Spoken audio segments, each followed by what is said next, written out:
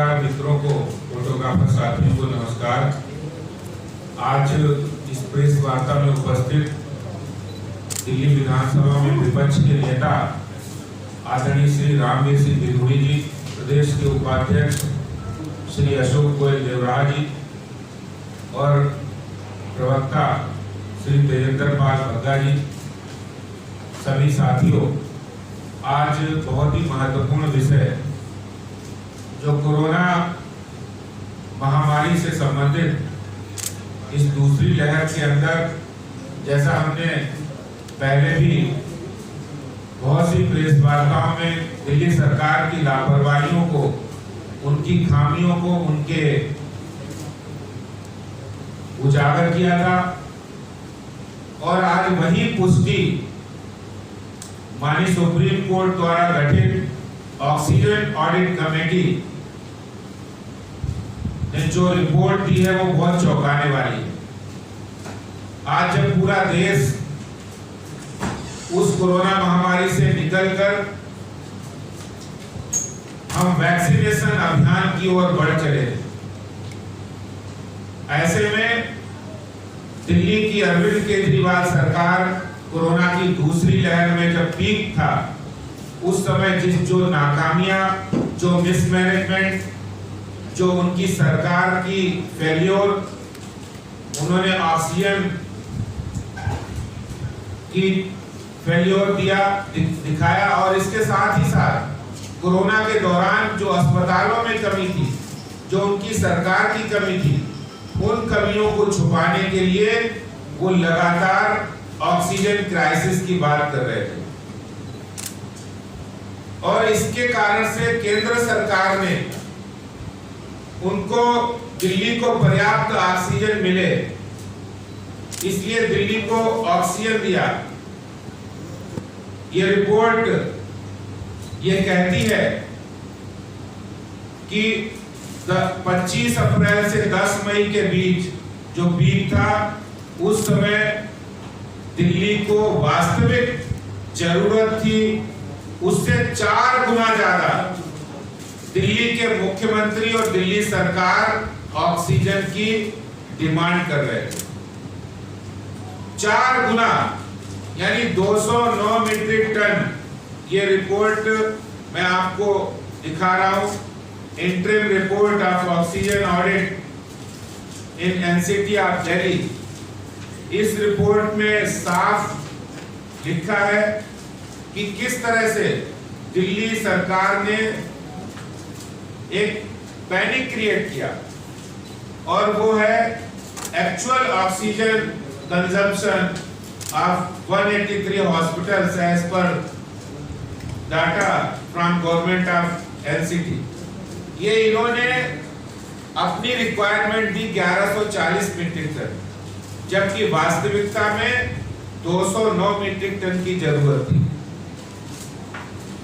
और अगर government of India के मानक किए जाए तो 289 मीट्रिक टन, यानी लगभग जरूरत से 4 गुना ज्यादा इस रिपोर्ट के हवाले से मैं कह रहा हूं और वास्तविकता है। दिल्ली के अंदर अरविंद केजरीवाल ने बार-बार ऑक्सीजन क्राइसिस की बात कही, केंद्र ने उनको ऑक्सीजन दिया, जिसके कारण से दूसरे राज्य भी सफर किए। लगभग 12 ऐसे राज्य हैं जहां से ऑक्सीजन की सप्लाई को कम किया होगा, क्योंकि बार-बार मुख्यमंत्री मांग रहे थे कि दिल्ली में हम ऑक्सीजन की जरूरत है। तो ये दिल्ली के मुख्यमंत्री अरविंद केजरीवाल सरकार की एक सोची समझी साजिश के तहत उन्होंने ऐसा किया, जिसके जिम्मेदार दिल्ली के मुख्यमंत्री हैं।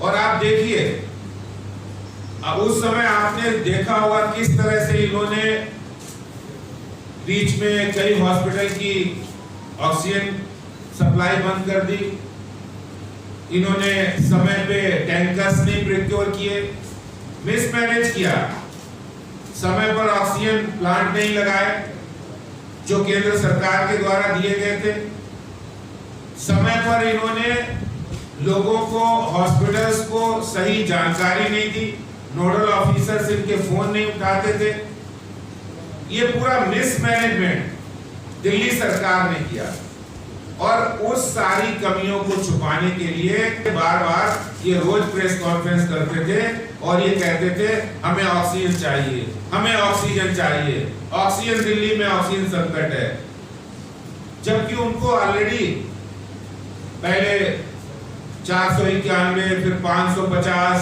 फिर 650 और जाकर ये 700, 750 मीट्रिक टन को दिया गया। और आज सच्चाई सामने आई है कि आखिर ये कमी और लापरवाही कहां थी, क्योंकि दिल्ली के अंदर इनके मंत्री, इनके विधायक वो काला बाजारी कर रहे थे, ब्लैक मार्केटिंग कर रहे थे।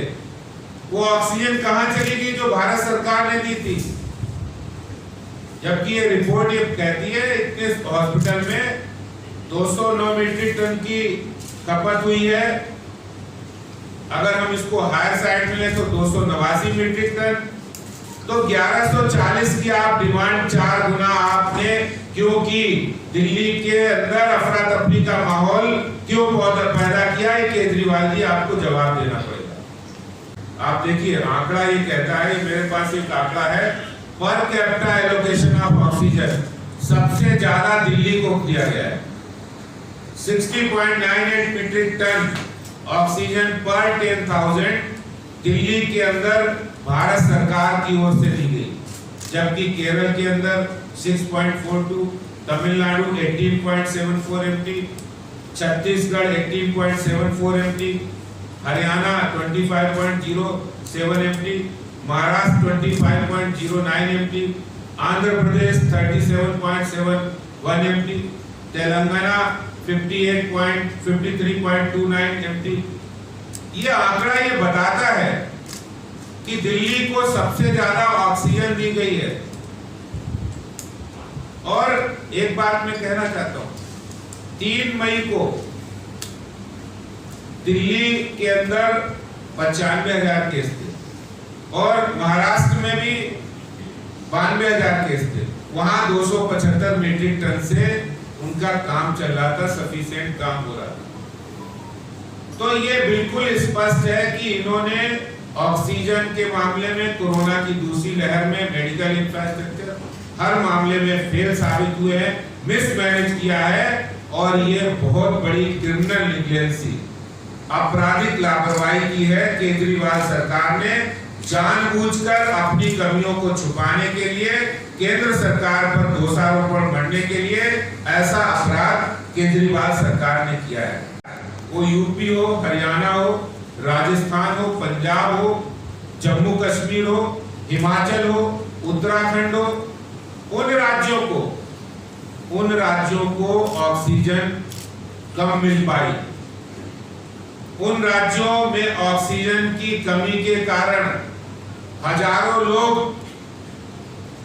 की जान गई है और उन जिनकी मौत हुई है दिल्ली में आपकी मिसमैनेजमेंट से, और बाकी राज्यों में आपने जो पैनिक क्रिएट किया, आपको ज्यादा ऑक्सीजन मिली, आपने दूसरे के हक को भी मारा है और अपने यहाँ भी सही से इस्तेमाल नहीं किया।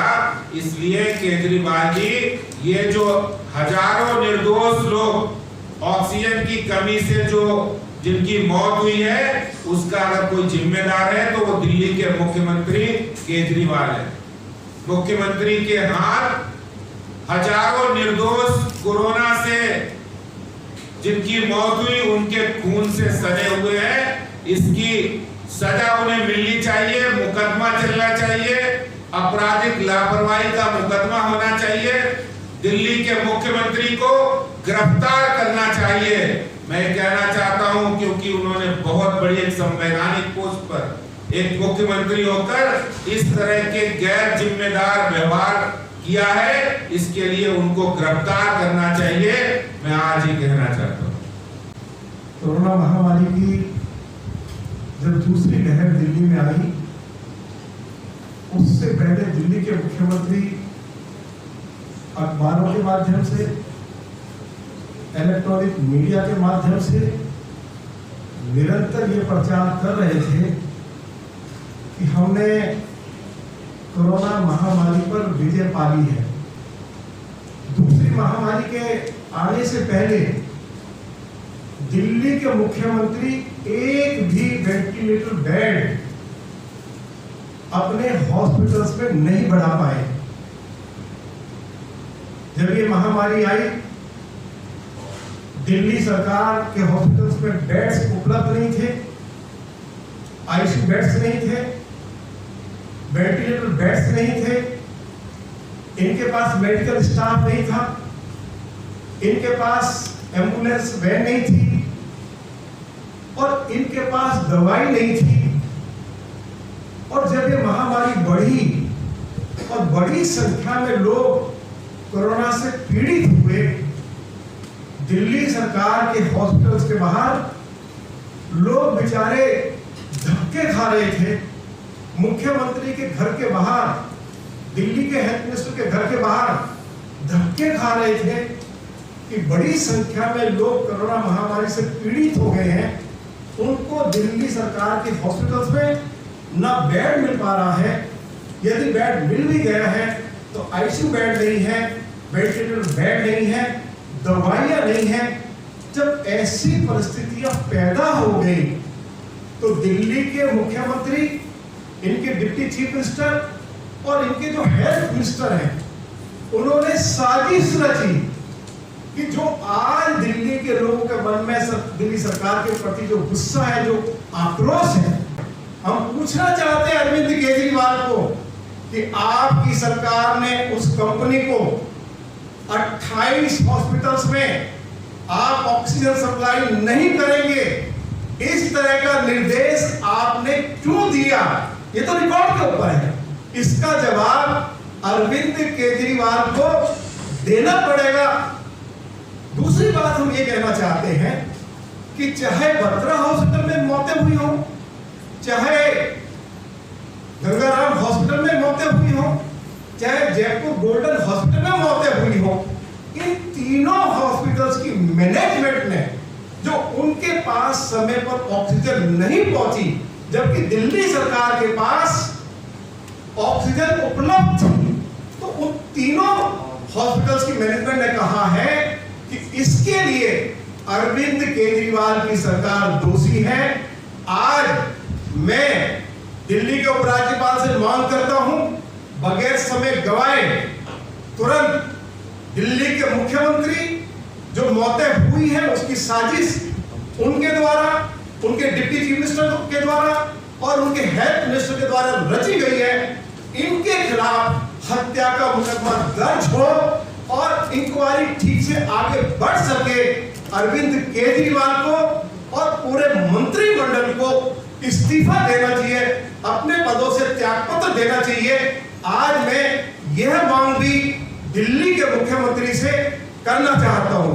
इन्हीं शब्दों के साथ मैं एक बात और ये कहते हुए कि जो सवाल हमने उठाए हैं, हम दिल्ली प्रदेश भारतीय जनता पार्टी के अध्यक्ष श्री आदेश गुप्ता जी के नेतृत्व में जो भी कमियां खामियां उस समय कोरोना पीड़ितों को जो उनके लिए इलाज की ठीक से व्यवस्था दिल्ली सरकार नहीं कर पा रही थी, हम तब भी उठा रहे थे। और जो हमारा उस समय स्टैंड था, अब जो सुप्रीम कोर्ट द्वारा जो पैनल गठित किया गया, उसकी रिपोर्ट आने के बाद हम जो कुछ आरोप लगा रहे थे या जो कुछ हम कह रहे थे, वो पूरी तरह से सत्य साबित हुआ है।